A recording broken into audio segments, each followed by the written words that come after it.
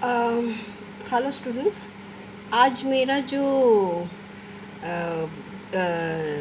मैं जो आज बताने जा रही हूँ वो है निपुण सेकेंड ईयर के विद्यार्थियों के लिए, क्योंकि उनके एक ऐसा क्वेश्चन है प्रचलित और अप्रचलित तालों के लिए।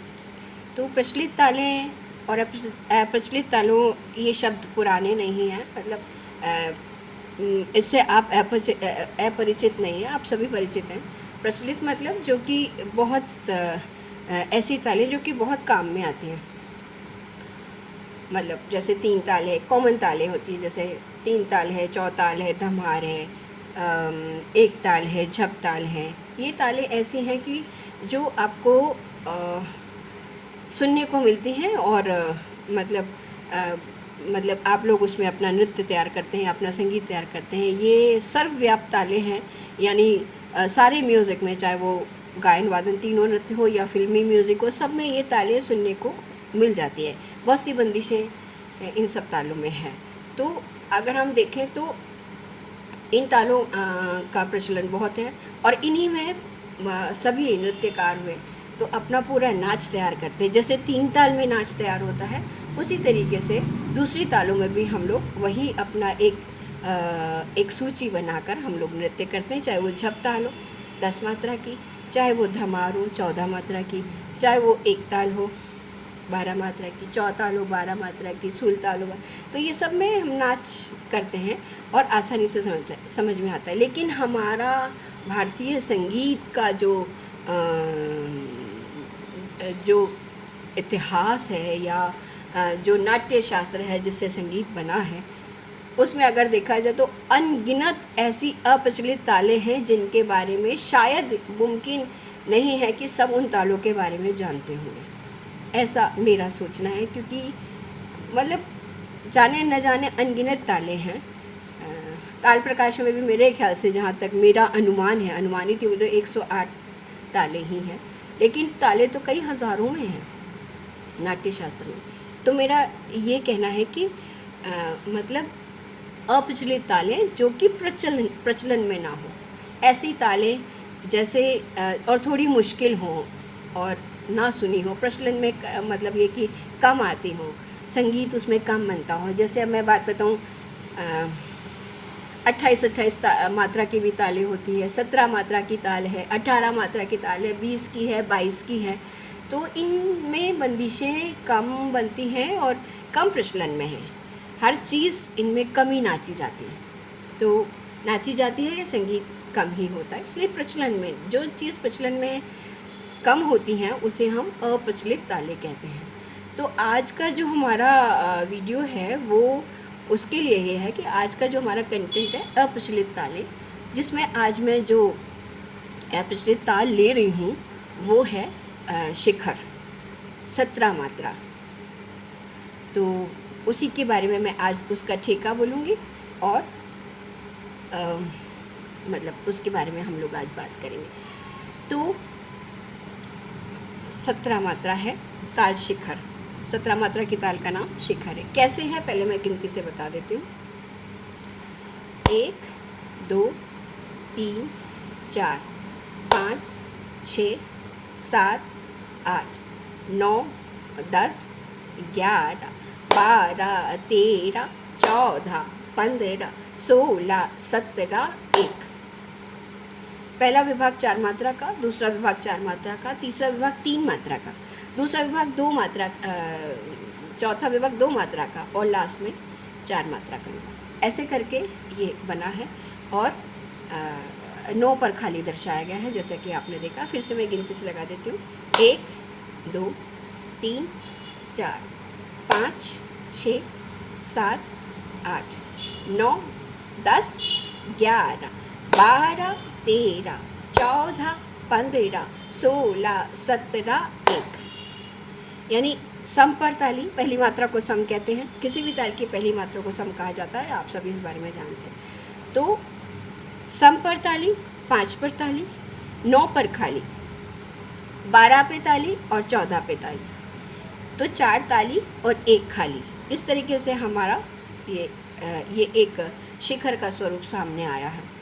तो ये हमने बताया। इसका वर्ण होते हैं इसके शब्द होते हैं। 17 मात्रा तो है, लेकिन 17 मात्रा को आप पहचानेंगे कैसे? गिनती से तो आपने कर दिया, पर इसके जब तक ठेके के बारे में आपको जानकारी नहीं होगी तो आप इसे पहचानेंगे कैसे? तो यही मैं अब इसके वर्ण बताने जा रही हूँ, जिससे ताल के ठेके की पहचान होती है कि 17 मात्रा। हर एक ताल की इंडिविजुअलिटी है, हर एक ताल का ठेका अलग है, सेम रिपीट नहीं होता है। तो शिखर के जैसे 3 ताल का है ठेका, धा धिन धिन धा, धा धिन धिन धा, धा तिन तिन ता ता धिन धिन धा। अगर आपको ठेके की नॉलेज है तो आपको समझ में आएगा कि 3 ताल बज रहे हैं, चाहे वो तबले पे बजे, चाहे वो कहीं भी बजे, या चाहे आप उसमें नाचे। तो काउंटिंग के साथ साथ आपको ठेके की जानकारी भी होनी बहुत ज़रूरी है, ताल की पहचान होनी भी बहुत ज़रूरी है। तो यही इसी तरीके से अगर मैं बात करूं कि शिखर ताल के बारे में, तो यही बोलूँगी कि उसके जो वर्ण हैं वो किस प्रकार हैं, वो अब आप देखिए। इसका जो ठेका है, गिनती से मैंने आपको लगा के बताया भी, इसका 17 मात्रा को हम बोलेंगे कैसे वो मैं बताती हूँ। धा त क धी न क थू गा, धी न ग धू म की ट त क धे धा, ती ट क ता ग दे गी न धा, धा त क धी न क थू। अब लोग धिननक भी बोलते हैं, धिड़नक भी बोलते हैं। तो ये कई पुस्तक में धिननक आपको देखने को मिलेगा, कई पुस्तक में आपको धिड़नक देखने को मिलेगा। तो लेकिन जो भी हमें जो प्रभाव डालता ठेका, हमें उसकी तरफ मुखातिब होना चाहिए और उसी को ही हमें जानना चाहिए। तो अब मैं इसको ताल लगा के बताती हूँ। गिनती से मैंने लगा दिया, एक बार फिर से मैं गिनती से लगा देती हूँ और उसके बाद में फिर इसका वर्ण बोलूँगी मैं।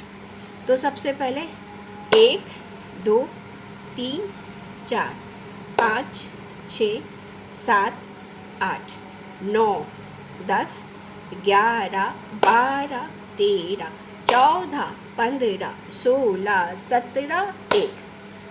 अब इसके शब्द क्या हैं वो ज़रा आप देखिए। धा त क धी न क थू गा, धी न क धू म की ट त क धे धा, ती ट क ता ग दे गी न धा।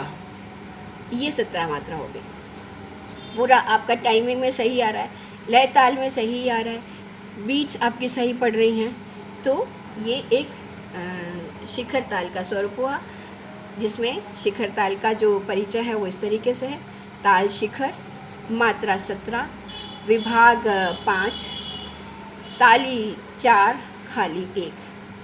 ताली कहाँ कहाँ लगती है? सम पर यानी पहली मात्रा पर, 5 पर और 12 पर और 14 पर।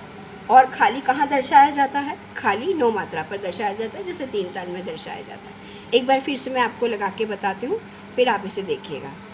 धा त क धी न क थू गा, धी न ग धू म की ट त क धे धा, ती ट क ता ग दे गी न धा। ये हो गया एक लय। अब हमारा संगीत तो बहुत वाइड है और जितना सोचते हैं उतना कम है। अब ये जो हमने बोला, इसकी दुगुन भी होती है, उसकी चौगुन भी होती है। दुगुन चौगुन के बारे में आप जानते ही हैं। तो इसकी दुगुन कैसे होगी? धा तक धिन न क थूंगा, धिन न क धूम कीट तक धे धा, ती टी क ता ग दे गी न धा, धिन न क थूंगा, धिन न क धूम कीट तक धे धा, ती टी क ता ग दे गी न धा। इसकी दुगुन हुई। तरीका वही, दुगुन का मतलब एक 17 मात्रा के काल में हमने ठेके को 2 बार पढ़ा तो वो दुगुन हो गया, क्योंकि एक मात्रा में हम लोग 2 वर्ण इस्तेमाल कर रहे हैं। एक गुण में एक वर्ण 1 बार इस्तेमाल करते हैं, दुगुन में 2 बार करते हैं और चौगुन में 4 बार। ये आपको मेथड पता है। तो ये दुगुन हुआ क्योंकि 2 बार आया एक सर्कल में, एक आवर्तन में।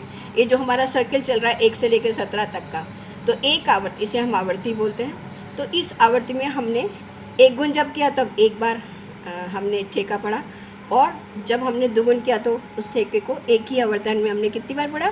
2 बार पढ़ा। ठीक है। अब आता है चौगुन, है ना। तो ये जो ठेका है वो हमें 4 बार बोलना पड़ेगा। तो उसके लिए हमें क्या करना पड़ेगा कि एक मात्रा काल में हमें 4 वर्ण इस्तेमाल करने पड़ेंगे। तो कैसे होगा? धा तक धिन नक थूंगा धिन नक धुम किट तक धित धा तिटिक तक गिन धा तक धिन नक थूंगा धिन नक धुम किट तक धित धा तिटिक तक गिन धा तक धिन नक थू धिन नक धुम किट तक धित धा तिटिक तक गिन धा तक धिन नक थूंगा धिन नक धुम किट तक धित तिटिक तक गिन धा। ये 4 बार हो गया पूरा। तो ये एक मैथमेटिकली हम लोग इस चीज़ को फॉलो करते हैं और हमारे मैथ्स की तरह ही ये चलता है। तो ये मतलब गणित से अछूता नहीं है। हमारा जो संगीत है वो मैथमेटिकली साइंटिफिकली मतलब बहुत सी जगह मतलब इसका प्रयोग होता है। अभी तो देखा जाए तो बीमारियों में भी संगीत का बहुत ज़्यादा प्रभाव है कि उसको डॉक्टर्स कहते हैं कि आप संगीत सुनिए, ये सुनिए, बहुत सी चीज़ें ऐसी। तो हमारा संगीत, भारतीय संगीत, बार बार यही कहती हूँ कि इस जैसा संगीत कहीं दूसरे जगह या कहीं और नहीं मिलता है। जितना वाइड हमारे यहाँ है उतना वाइड कहीं और नहीं है और बिल्कुल शास्त्रोक्त और देवीय कला है। हमने संगीत को देवताओं की कला माना है।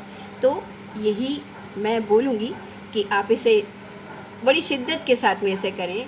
अगर आप संगीत सीखते हैं तो बहुत ज़रूरी है कि आप अपने आप को इस और डाइवर्ट करें, इसको एक तपस्या की तरह लें, इसको एक साधना की तरह लें, तो ज़रूर आपको सफलता हासिल होगी। तो ये मैं आपको क्वेश्चन दे रही हूँ कि आप इसे लगा कर देखें हाथ से और इसका PDF मैं आपको भेजती हूँ।